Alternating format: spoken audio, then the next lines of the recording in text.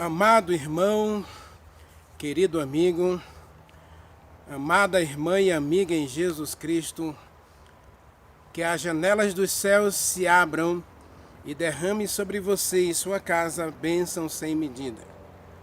Amados, amadas, muita gente realmente pode, depois desses vídeos, cancelar a inscrição ou realmente buscar ser diferente, buscar ser puro, ser verdadeiro em Jesus Cristo. Porque a vida cristã que a gente está levando, eu digo, me incluo também, a vida cristã que a gente está levando não tem nada a ver com o céu que Deus está preparando para mim e para você.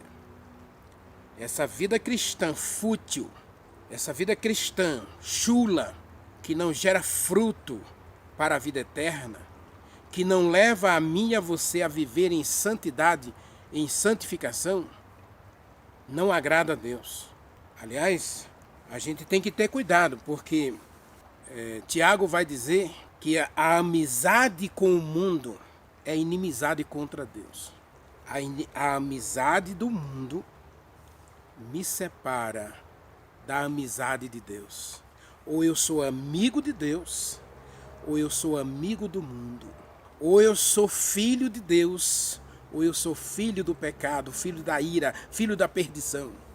Não tem outra escolha. Agora, viver uma vida cristã em que eu não sou transformado, não há mudança em mim, é inútil. Eu estou perdendo tempo na igreja. O jovem rico estava lá na igreja, guardando mandamentos, fazendo tudo, né?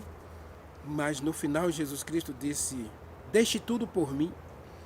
Ele disse, não, agora não, aí você foi radical demais, Jesus. Não, Senhor, oxente, deixar tudo? Eu tenho muita casa, eu tenho muitas casas de aluguel, eu tenho muitas fazendas, muito gado, né? Eu tenho muitas ovelhas, muitas plantações de trigo, de centeio, de cevada. A Bíblia diz que o jovem era riquíssimo, dono de muitas propriedades. E aí Jesus Cristo disse, deixe tudo. No altar do teu coração, alguém vai ser Senhor, alguém vai governar, vai reinar.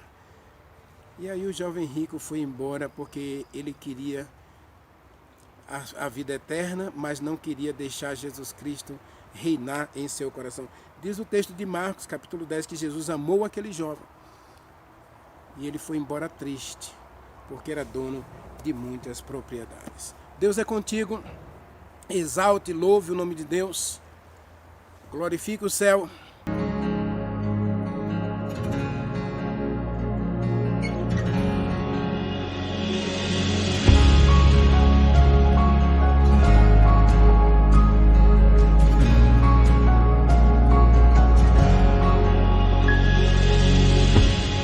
Estou aqui, Espírito Santo de Deus. Vem falar comigo, eu preciso ouvir tua voz.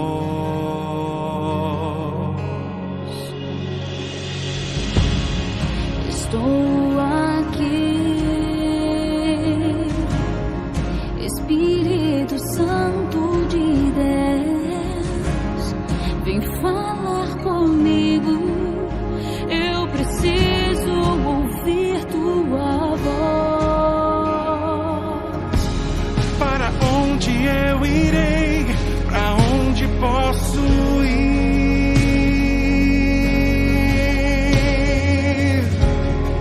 Se só tu tens palavras de vida eterna, Senhor. Espírito Santo, tu és meu consolo. Espírito Santo, vem me levar As águas tranquilas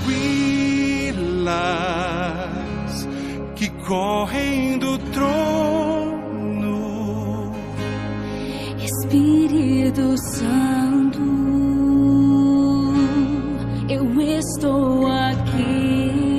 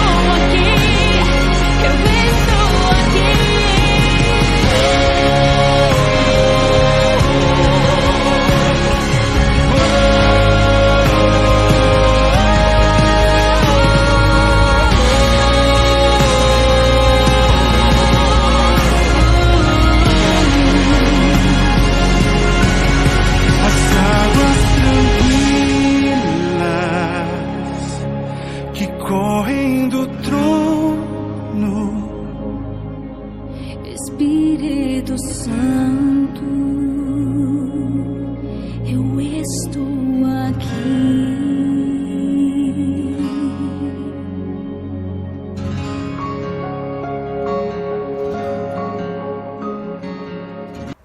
Maravilhoso Deus, meu Pai, Senhor do céu e da terra, e hoje, Senhor, tomo a decisão de fazer do Senhor o Senhor da minha vida. Davi disse: o Senhor é meu pastor. O Senhor é meu pastor.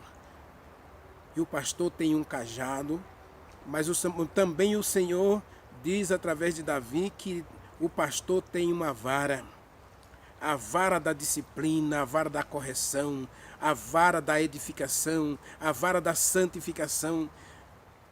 O cajado nos acolhe aos braços do Pai, mas a vara nos corrige o caráter, nos disciplina a mente e o coração para sermos semelhantes ao Senhor. E Davi escolheu fazer do Senhor o pastor, o governante da sua vida. Por isso ele disse que não sentia falta de nada. Ele era completo e repleto do Espírito Santo, porque o Senhor era absoluto em seu coração. Davi falhou, é verdade. Ele caiu, é verdade. Mas ele não ficou prostrado, porque o Senhor o tomou pela mão. O Senhor o ergueu da sua ruína, do seu pecado, e deu a ele um novo coração. Meu Deus, faz esse milagre também hoje no Renivaldo e em cada pessoa que assiste a esta mensagem. Que cada um de nós, diante do Senhor, possamos contemplar a Tua glória e ser transformado à semelhança de Jesus Cristo através da habitação plena e perfeita do Espírito Santo em todos nós. Aceita-nos, Pai, diante de Ti. Perdoa-nos onde temos falhado, onde temos caído, onde temos fracassado. E abraça-nos com o Espírito Santo para vivermos em novidade de vida, em obediência aos Teus santos mandamentos. Ajude-nos, ó Deus, a apagar o altar do pecado em nossa vida, a destruir o altar do pecado e edificar o altar do Espírito Santo. Faz esse milagre em nós agora, Pai. Nós o adoramos, agradecidos no doce nome de Jesus Cristo. Amém. Amados, voltando para Romanos, capítulo 7, eu disse, a gente não tem como explorar profundamente Romanos, cada capítulo, cada versículo, porque é maravilhoso, é o Evangelho na prática. Romanos é o Evangelho na prática. Romanos, o livro de Romanos é o Evangelho no cotidiano de cada cristão, onde você vai sendo um vencedor ou um derrotado. No versículo 16 em diante, Paulo diz: ora, se eu faço o que não quero, eu consinto com a lei, que é boa. Ele está dizendo que não tem nada de errado com a lei. E às vezes eu fico muito aborrecido, muito chateado com os cristãos hoje, que fica dizendo que Deus mudou a lei. Não tem nada de errado com a lei. O problema está onde? No nosso coração. O problema é o nosso coração, que é corrupto. Leia comigo Jeremias, capítulo 17. Olha que facada na nossa vida está escrito aqui em Jeremias, versículo 9. Enganoso é o coração mais do que todas as coisas e desesperadamente corrupto. Onde está o problema? Na lei? Não. A lei é boa, a lei é santa, a lei é justa. O mandamento é santo, justo e bom. Não tem nada de errado com a lei. A lei é perfeita. Salmo 19, versículo 7. A lei de Deus é perfeita. E Deus é perfeito, Deus é justo, Deus é santo, Deus é bom. Então, a lei reflete os atributos do caráter de Deus. Então, a lei é a verdade, Deus é a verdade. Jesus Cristo é a verdade, a lei é a verdade. O Espírito Santo é a verdade, a lei é a verdade. A lei é justa, Deus é justo. A lei é santa, Deus é santo. Deus é santo, a lei é santa. Jesus Cristo é santo, a lei também é santa. Deus é bom, a lei também é boa. Porque a lei é o reflexo do caráter do próprio Deus. E aí Jeremias diz que o nosso coração é o problema. E Paulo diz, se eu escolho o altar do pecado, eu tenho que admitir, eu tenho que consentir, eu tenho que concordar que a lei é justa em me condenar, porque a lei é boa. Romanos 7, versículo 16. Se faço o que não quero, eu consinto que a lei que é boa. Neste caso, quem faz isto já não sou eu, não sou eu, mas o pecado habitando. Essa palavra habitar aqui, a gente precisa entender direitinho. Porque a palavra habitar não é apenas você... Por exemplo, minha mãe já faleceu, mas tem a casa dela lá em Mundo Novo, na Bahia. Então, quando eu saio de férias, eu vou para lá, mas eu não habito lá. Eu passo 1 ou 2 dias, ou 3 dias, ou uma semana, ou um mês, eu passo dias ali, na casa da minha mãe. Agora, Paulo está dizendo que aqui o pecado fez uma morada. E a palavra habitar vem de hábito, ou seja, algo que acontece no meu dia a dia com prioridade. A palavra habitar tem que ver com moradia permanente, moradia habitual, ou de hábito, né? Ou seja, no meu dia a dia, eu vou edificando uma casa. Essa casa é espiritual ou esta casa é carnal? Paulo vai explicar isso em Coríntios, né? A questão da casa. Você vai edificando esta casa para Deus ou para o pecado, né? Leia comigo aí 1 Coríntios capítulo 3. Você vai entender mais ou menos isso aí. Mas eu faço questão da gente parar um pouquinho para pensar nessa questão de hábito e habitação. Porque isso tem que ver com algo permanente, algo duradouro, algo contínuo. 1 Coríntios capítulo 3, versos 16 e 17 diz assim, verso 16 assim, ou não sabeis vocês não sabem que você é morada do Espírito Santo? Preste atenção, você é morada de Deus, você é santuário de Deus, casa de Deus, e que o Espírito Santo habita em você? Eita, Renivaldo, agora. Paulo está falando aqui, olha. Romanos capítulo 7, versículo 17, ele está dizendo, né? Romanos 7, 17, ele diz, neste caso, já não sou eu, mas o pecado habita, mora continuamente, mora permanentemente em mim. Aí eu estou derrotado para Deus e vencido pelo pecado. O pecado vence em meu coração. O pecado me derrota. Paulo está dizendo que o pecado me mata. O pecado me destrói. Mas eu gosto disso. Eu faço questão disso. Porque eu amo o pecado. Ora, se eu amo o pecado, então eu consinto com a lei, eu concordo com a lei de que eu mereço a condenação. Porque o pecado, ele faz habitação permanente em mim. Percebe o que é apagar? Como é que a gente vai apagando o Espírito Santo da nossa vida? O Espírito Santo não pode habitar num coração onde o pecado fez nele um altar permanente. E aí, leia comigo, Coríntios capítulo 3, verso 17 agora. Se alguém destruir o santuário de Deus, Deus o destruirá, porque o santuário de Deus, que é o teu corpo, é santo. O santuário de Deus, que é o teu corpo, é santo.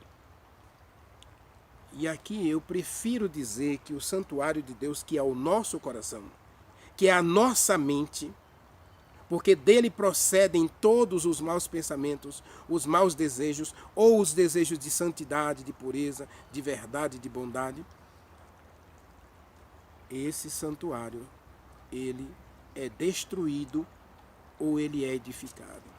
Ele é destruído ou ele é edificado. Né? Em Coríntios capítulo 6, Paulo vai dizer mais ou menos a mesma coisa, não é? Verso 19 e verso 20 está escrito assim, olha, acaso você não sabe que o teu corpo é santuário, é morada do Espírito Santo, e que você não pertence a você mesmo, mas você recebeu da parte de Deus, você não é propriedade exclusiva sua. Você é propriedade de Deus, morada do Espírito Santo. É o que Paulo está dizendo aqui. E agora ele está dizendo no verso 20: você foi comprado por preço, agora glorifique a Deus no teu corpo. Paulo está dizendo em Romanos capítulo 7, versículo 16 e 17. Ora, se eu faço o que eu não quero, o que é que eu não quero? Se eu faço o que eu não quero obedecer à lei de Deus. Não é isso que ele está dizendo. Se eu faço o que eu não quero, ele está dizendo, se eu não faço a vontade de Deus, porque o pecado me escraviza, o pecado me domina, o pecado me acorrentou, a lei de Deus é justa em me condenar. Não tem perdão para pecado. Então a lei de Deus que é perfeita, a lei de Deus que é santa, a lei de Deus que é justa, ela não apoia um comportamento pecaminoso diante de Deus. E aí no verso 17, ele diz, neste caso o pecado fez uma casa em meu coração. O pecado fez morada em meu coração. Ele veio habitar em meu coração. É diferente de eu ir visitar a casa de um amigo, passar um final de semana num resort ou numa casa de um parente. É diferente. É diferente de você pegar sua trouxa e morar e habitar naquele lugar, naquela casa. O que está acontecendo no cristianismo moderno é que nós, deliberadamente e arbitrariamente, temos desvalorizado o que é espiritual e temos dado lugar, temos dado vazão, temos dado guarida ao pecado em nosso coração. Ou seja, morada permanente do pecado em nosso coração. E aí, Paulo vai explicando mais um pouquinho aí, verso 18, ele diz, eu sei que em mim, isto é, na minha carne, eu não tenho prazer. Né? Ele diz, na minha carne não habita o bem, não mora o bem, nenhum, pois o querer fazer o bem, eu até tenho vontade de fazer o bem, eu até sei o que é certo, eu até sei o que eu devo ou o que não devo fazer. Esta lei está no coração de todos nós. Sabemos o que é certo e o que é errado. Mas preferimos deliberadamente fazer o que não gostamos. Até porque o costume, a tradição, todo mundo faz, né? Então a gente fica preso, de certa forma, a esses costumes. Todo mundo faz mesmo, então eu não vou lutar contra isso. Eu não vou lutar contra essa natureza, porque essa natureza está em mim aí, e assim, né? Santo Agostinho, ele falava muito disso, né? Dizia que a gente não podia lutar contra a natureza do corpo, porque a gente é fraco, e que Deus, no final, Santo Agostinho era predestinalista, né? Então, no final, Deus, ele perdoa você, porque o importante é o espírito, o corpo, na verdade, não tem prestígio ou valor algum. Cuidado com isso, porque Deus quer santificar você no corpo e na alma. Leia comigo Tessalonicenses, né? Paulo vai falar que Deus quer santificar a gente completamente. Não é santificar só na alma, não. Ele quer santificar você corpo, alma e espírito. Tessalonicenses, capítulo 5, né? Ele diz que a gente precisa ser santificado no corpo, na alma e no espírito. E o mesmo Deus da paz vos santifique em tudo, no vosso espírito, na vossa alma e no vosso corpo, e eles sejam conservados puros e íntegros para o dia, para a vinda do nosso Senhor Jesus Cristo. Deus quer santificar você completamente. Nós vimos na mensagem anterior, não é? Que a gente precisa entender que a gente tem duas coisas lutando dentro da gente. A gente é espiritual e a gente é carnal. A gente tem um altar aceso para Deus ou a gente tem um altar aceso para o pecado? Duas naturezas guerreando, brigando, lutando para controlar teu coração. E o objetivo de Satanás é destruir você, derrotar você, acabar com você. E para isso ele vai enganar você. E como é que Satanás... Satanás, inclusive, só tem uma arma, tá? A única arma do Satanás é enganar. 2 Pedro, capítulo 5, versículo 8, Paulo diz, olha... Pedro 5, versículo 8, ele está escrito.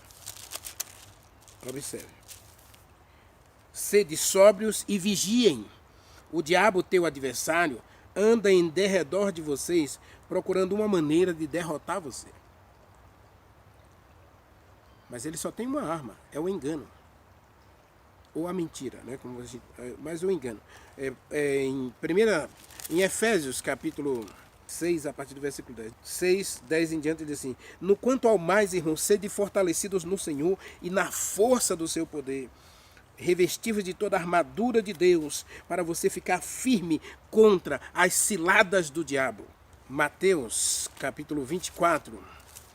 Apocalipse fala que Satanás, ele está irado para levar você para desobedecer os mandamentos. Apocalipse 12, 17. Mas Mateus capítulo 24, veja o que Jesus Cristo disse do diabo. Mateus 24. Jesus Cristo disse assim do diabo.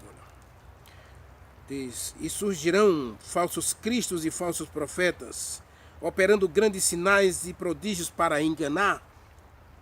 Então a obra de Satanás, a obra mestra de Satanás é o engano. Ele está disposto a fazer de tudo para enganar você. E ele vai armar ciladas para enganar você. E se você cair nas ciladas do diabo, você nos enganos de Satanás, ou no engano de Satanás, você vai ser derrotado junto com ele. Jesus Cristo falou que a obra de Satanás é enganar as nações. Essa é a obra de Satanás, é enganar você, iludir você. E cuidado, eu quero concluir essa mensagem com uma reflexão para todos nós. Presta atenção. Romanos capítulo 7, verso 24, Paulo ele faz uma pergunta do desespero. Ele diz assim: quem me livrará dos enganos de Satanás? Quem me livrará da condenação da lei? Quem me livrará da escravidão do pecado? Quem? Observe que a expressão quem denota uma pessoa. A lei não pode me libertar da condenação. O pecado não tem interesse nenhum em abrir mão do meu coração. Então ele olha desesperadamente para a cruz de Jesus Cristo. E ele vê que é na cruz de Jesus Cristo que nós encontramos a vitória sobre o pecado, o diabo e este mundo. Graças a Deus que nos dá a vitória sobre o pecado e sobre os enganos do diabo através de Jesus Cristo. Mas Jesus Cristo foi para o céu. Ele morreu, ele ressuscitou e ele subiu para o céu. E aí Jesus Cristo disse em João capítulo 17, versículo 14, né? Ele diz, eu vou enviar, 16, versículo 8, ele diz, eu vou enviar o Espírito Santo. Capítulo 15 também, verso 26, eu vou enviar o Consolador. Eu vou enviar alguém, um igual, um semelhante a mim para ficar com você. Então, meu amado irmão, minha querida amiga, prestem atenção. A palavra de Romanos capítulo 7 é habitação, é morada.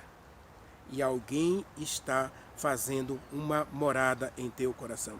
E Paulo em Coríntios diz que nós somos comprados pelo precioso sangue de Jesus Cristo para deixarmos o Espírito Santo habitar em nosso coração, habitar em nossa vida. O Espírito Santo habitando em nossa vida, morando em nossa vida, ele vai acender o altar da santificação do corpo da mente e do espírito. E do espírito.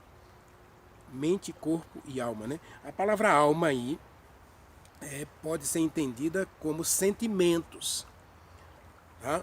Desejos. Então o Espírito Santo quer santificar os meus sentimentos e os meus desejos. O Espírito Santo quer santificar o meu espírito, é a minha vontade, a nossa vontade, as nossas escolhas. O que eu sinto pode ser diferente do que eu desejo. O que eu escolho pode ser diferente dos meus sentimentos. Então, o Espírito Santo quer santificar os meus sentimentos. Paulo, em Filipenses, capítulo 2, versículo 5, ele diz: tenha em você o mesmo sentimento que Jesus Cristo teve. E depois ele vai falar que os nossos desejos, né, tem que ser os desejos, o desejo de fazer a vontade de Deus. E o Espírito Santo precisa santificar a minha vontade, para que a minha vontade esteja em harmonia com a vontade de Deus, para que eu desenvolva a amizade com Deus, desenvolva a salvação, desenvolva a santificação. Então eu preciso ser santificado nos sentimentos, nos desejos, nas vontades e nas escolhas. São coisas diferentes. Desejos e sentimentos, vontade e poder de escolher, ou a liberdade de escolha. E o Espírito Santo quer santificar meu corpo. O Espírito Santo quer santificar os meus sentimentos, os meus desejos, minha vontade, minhas escolhas, para que o meu corpo seja conservado puro, santo, até a vinda do nosso Senhor e Salvador Jesus Cristo. Tessalonicenses capítulo 5. Paulo está falando de uma santificação plena da mente, do corpo e dos sentimentos e desejos. Está falando das vontades, das escolhas que eu faço. Eu preciso ser santificado. E essa obra Jesus Cristo destinou ao Espírito Santo. O Espírito Santo é a testemunha enviada por Deus e Jesus Cristo para nos levar à pureza e à santidade e a viver para a glória de Deus. Paulo está falando de habitação em Romanos capítulo 7.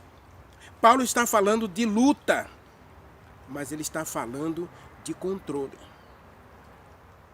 Ora, se eu mesmo quero fazer a minha vontade, então o pecado vai encontrar ocasião na própria lei, para que através da própria lei o pecado me condene, o pecado me mate. Então não tem nada de errado com a lei. Agora cuidado, porque Tiago capítulo 4, leia comigo Tiago capítulo 4, ele fala de duas amizades aqui. Cuidado, porque Tiago capítulo 4 fala de dois tipos de amizade que você desenvolve. Amizade a Deus, amizade com Deus, ou amizade ao pecado. Capítulo 4, versículo 4 diz assim: vocês são infiéis? A amizade deste mundo torna você inimigo de Deus. Aquele que quiser ser amigo do mundo constitui-se inimigo de Deus.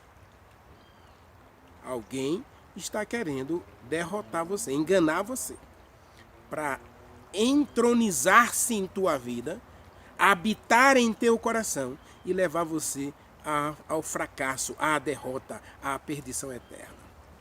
O pecado, tomando ocasião pelo próprio mandamento. Como é que o pecado vai tomar ocasião pelo mandamento? Eu vou simplesmente justificar meus atos, achando que não é mais pecado. Ou que Deus anulou o mandamento para que eu seja, digamos assim, ele sendo bonzinho, me salve também. Deus precisa ser bonzinho demais para anular seu próprio caráter, macular sua glória, para que eu me torne semelhante a Ele. Com a natureza de pecado habitando permanentemente em meu coração. Isso jamais vai acontecer. Deus não erra. E Deus não se deixa enganar. Está escrito na Bíblia. De Deus não se zomba. Porque Deus é fogo consumidor. O que Deus quer fazer na minha vida é transformação radical. É pureza, é santidade. É vida eterna. Agora eu preciso ser vencedor. Apocalipse, capítulo 21, versículo 5, né? 25 a 7. Olha o que está escrito. Versículo 5 a 7, está escrito assim. Aquele que está sentado no trono diz, faço nova todas as coisas, e acrescentou, escreve, porque essas palavras são fiéis e verdadeiras. Eu sou o Alfa e o Ômega.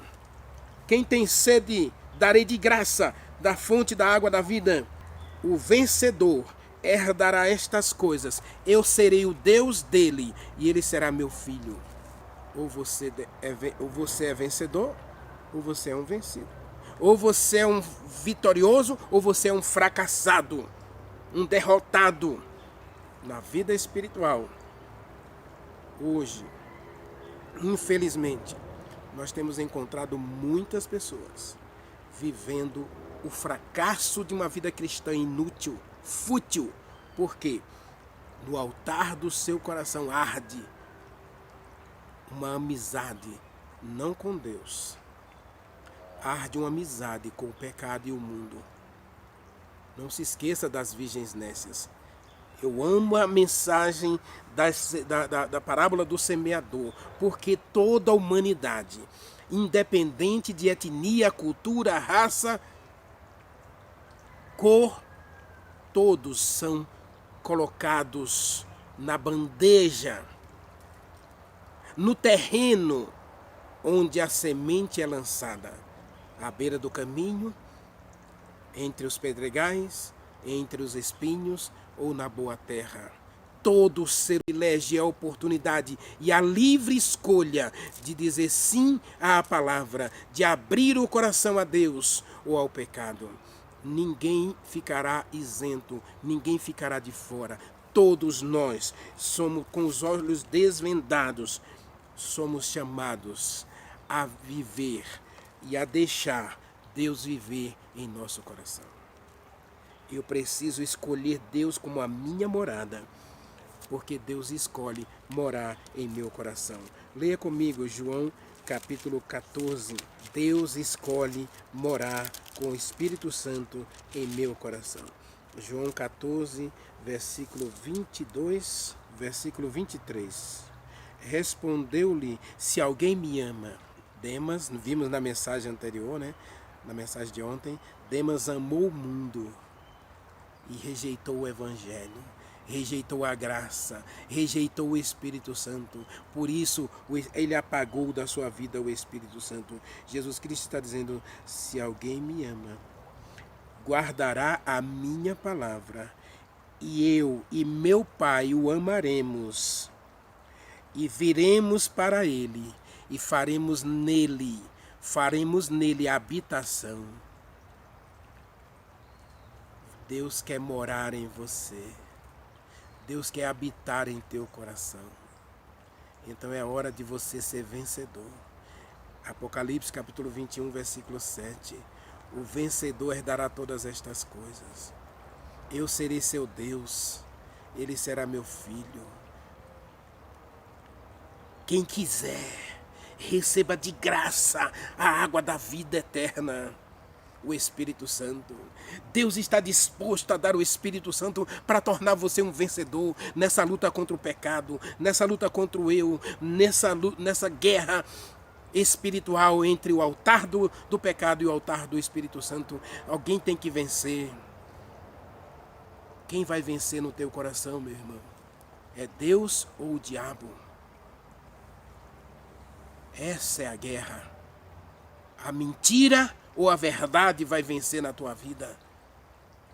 Satanás quer enganar você com a mentira, o engano, e vai armar ciladas para você, porque ele quer ocupar teu coração e levar você a ser amigo do mundo e inimigo de Deus. Ele quer levar você para o fracasso. Diz Pedro 5, versículo 8, que ele está aí irado contra você. Ele está vigiando você. Ele está cercando você para destruir você. Para isso, ele vai usar o engano. E através da mentira, ele vai encontrar um jeito de morar em você para levar você para o fracasso e a derrota. Não quer você agora tomar uma posição? Quem vai habitar o meu coração? Provérbios 23, verso 26, Deus diz: filho, dá-me o teu coração, e os teus olhos se agradem dos meus caminhos. Deus está convidando você hoje para uma vida de santidade e pureza. Deus está convidando você hoje para beber da água, da fonte da água da vida, que é o Espírito Santo. Deus está convidando você para ser um vencedor em Jesus Cristo. O vencedor herdará estas coisas e eu serei o seu Deus. Você quer ser um vencedor em Jesus Cristo? Ou você quer ser um derrotado? Quem vai ocupar o primeiro lugar em teu coração? Quem vai ser a prioridade da tua vida? Esse canal é o meu andar com Deus. E sabe qual é o subtítulo desse canal? Deus é minha prioridade. Deus é meu amigo. Eu e você precisamos fazer de Deus o nosso Pai, o nosso amigo, a nossa prioridade. E aí você vai ser um vencedor. Porque o Espírito Santo habitando em você. João capítulo 14, verso 23. Diz que você ama a Deus. Você guarda os mandamentos de Deus. Pela fé em Jesus Cristo. Com a habitação plena do Espírito Santo em teu coração. O Espírito Santo nos leva a uma vida de pureza, de santidade e obediência. Que Deus tenha misericórdia de mim, que Deus tenha misericórdia de você, e que hoje, em Jesus Cristo, sejamos mais que vencedores. É o meu desejo e a minha oração por todos nós. Ore comigo, maravilhoso Deus, meu Pai. Nesta guerra, Senhor, alguém quer morar em meu coração. E a tua lei, ó Deus, pode ser o solvente usado pelo Espírito Santo para me levar a vencer o pecado, pela obediência à tua santa lei, que é santa, justa e boa. Jesus Cristo morreu para nos dar a vitória sobre o pecado. O seu sangue nos purifica de toda injustiça. Por favor, meu Deus, hoje permita que o Espírito Santo entre em nossa vida. Permita que nós abramos o coração para o Espírito Santo fazer esta obra maravilhosa em nós e sejamos mais que vencedores. Que Ele habite plenamente em nós e não o pecado.